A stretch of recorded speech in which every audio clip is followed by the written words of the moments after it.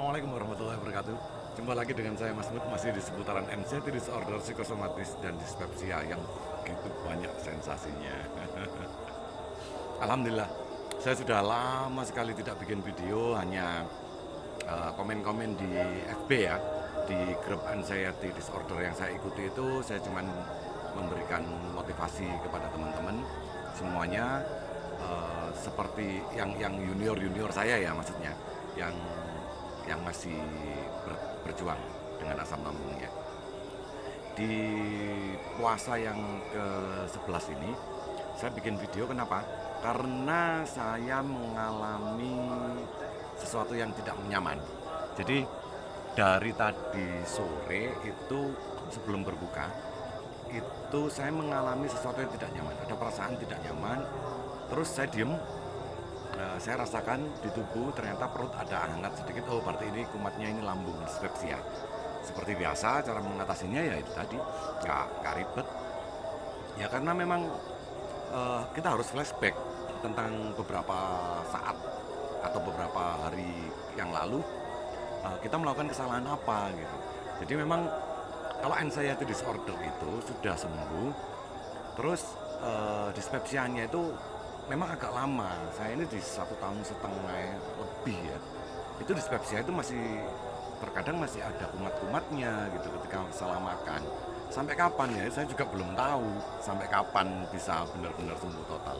Tapi yang jelas ketika ketika kita melanggar, tidak berpola hidup yang baik, tidak berpola makan yang benar, dan tidak berpola pikir yang bagus, kita bisa kambuh, bisa kumat, meskipun sensasinya hanya sekedar sedikit saja, tidak seperti dulu lah.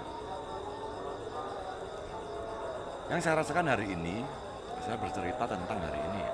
Yang saya rasakan itu perasaan tidak nyaman, terus nggak sampai tremor, cuman bawaannya lemes, seperti keliengan banget gitu ya.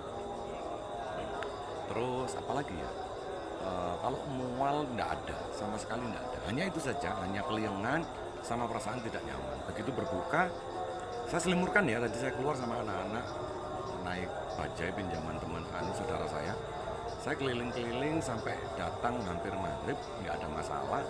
Setelah itu saya berbuka, makan nasi dengan sayur kangkung sama tempe sama gurami goreng, nggak ada masalah. Sampai detik ini juga baik-baik saja, dan cemasnya juga semakin menurun terus sampai saya bisa bikin video ini. Jadi saya flashback, permasalahannya apa ketika kita mengalami hal tersebut, ketika kita mengalami perut tidak nyaman, ada rasa panas di dalam perut. Ternyata begini, 2 hari berturut-turut saya begadang. Saya pulang jam 2:30 langsung sahur, setelah itu rebahan, pulang di rumah rebahan, nunggu subuh, habis sholat subuh langsung tidur. Dan pola hidup yang seperti itu nggak bagus. Satu. Kedua, di bulan Ramadan ini saya jarang sekali berolahraga. Saya hanya berolahraga di hari ke-7, 8, 9 karena saya membantu, ada tukang bikin kandang di sebelah rumah saya bantu-bantu. Hanya ringan-ringan saja. Dan itu mengagetkan dengan kondisi tubuh yang habis begadang, kurang gizi kan begitu. Kita di dalam bulan Ramadan ini kan makannya jarang-jarang ya, hanya sehari 2 kali. Sebenarnya nggak ada masalah, cuman dari apa yang kita makan lah. Fatalnya kemarin itu saya berbuka di tempat teman saya itu, setelah berbuka itu makan durian. Setelah itu agak malam dikit dia beli martabak manis coklat keju. Tahu sendiri kan, ada beberapa penderita asam lambung itu dia nggak tahan dengan coklat, nggak tahan dengan keju. Ironisnya saya nggak tahan dua-duanya itu. Saya nggak kuat di coklat, keju, sama kopi, tapi saya langgar. Saya makan martabak keju sama coklat dengan asiknya, dengan duriannya. Jadi terkumpul lah langgaran-langgaran tersebut. Jadi kurang tidur 2 hari, pola hidupnya yang nggak bagus. Itu tidur kan termasuk pola hidup ya. Jadi pola hidup nggak bagus dengan begadang 2 malam. Setelah itu beraktivitas agak berat. Setelah itu pola makannya ngawur. Terus kalau kumat, apakah apakah salah? Ya jelas salah di kitanya sendiri karena kita mengidap penyakit asam lambung. Kita sudah tahu, kita sadar betul bahwasanya ketika ada permasalahan di lambung kita akan memicu ada saraf yang menghubungkan dengan otak. Jadi otak ada sedikit perasaan tidak nyaman, akhirnya jatuhnya begitu. Apakah lama ketika sudah jaga pola makan, pola hidup dan pola pikir yang baik dan benar? Tidak lama, tidak lama. Saya tadi kumat itu sekitar jam 4 ya, jam 4 itu tidak nyaman.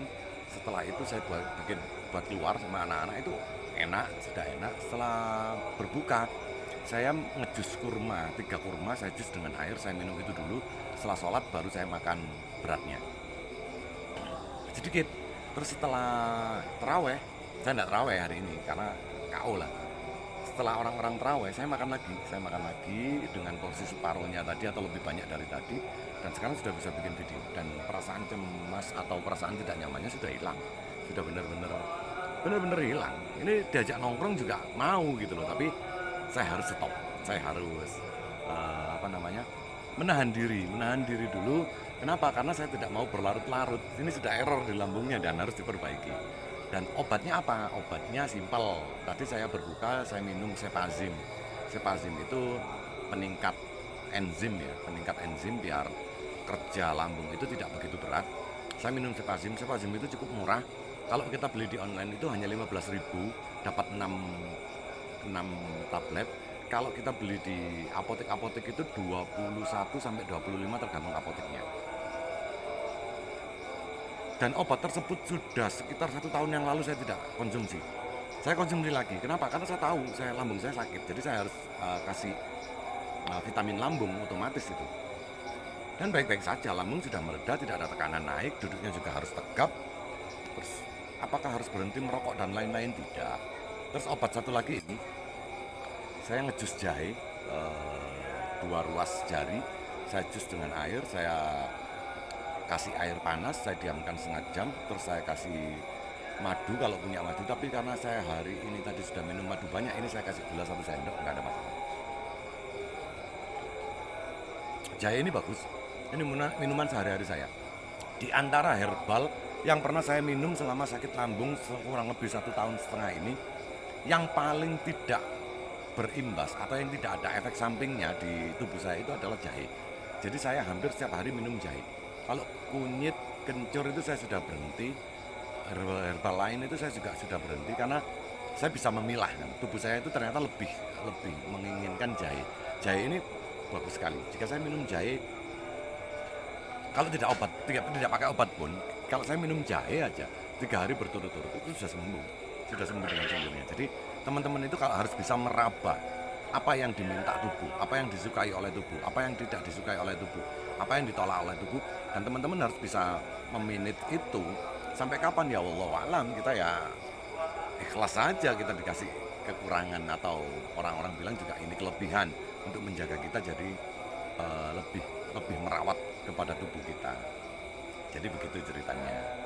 Jadi menurut saya jika sampean-sampean itu sudah melakukan pola hidup, pola makan dan pola pikir yang baik dan benar, jika ada kumat-kumatnya, sampean itu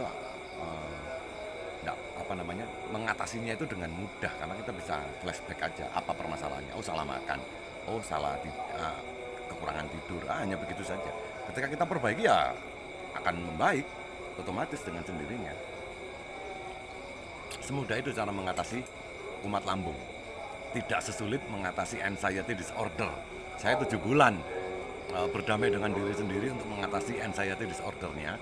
Tapi begitu sudah damai, alhamdulillah baik-baik saja. Nah, asam lambungnya ini yang agak lama. Saya berdamai dengan perut saya ini masih, ya namanya juga manusia ya. Mulut ini inginnya itu sesuatu yang enak-enak saja yang dimasukkan ke mulut itu. Kita kadang-kadang lupa akan imbasnya terhadap perut kita. Nah, itu biasanya yang bikin orang sakit lambung itu lama. Seperti saya ini agak lama ya, saya sadari memang mulut ini memang agak rewel gitu buat minta diisi sesuatu yang enak-enak terus. Jadi sekian video saya seperti itu. Jadi kalau teman-teman merasa ada kambuh, sampean harus tahu apa penyebabnya. Setelah itu harus bisa cara mengatasinya. Setelah itu Anda akan baik-baik saja. Terima kasih sudah melihat video saya. Semoga teman-teman semua yang melihat video saya bisa segera diangkat penyakitnya, segera sembuh, segera bisa beraktivitas seperti sedia kala. Wassalamualaikum warahmatullahi wabarakatuh.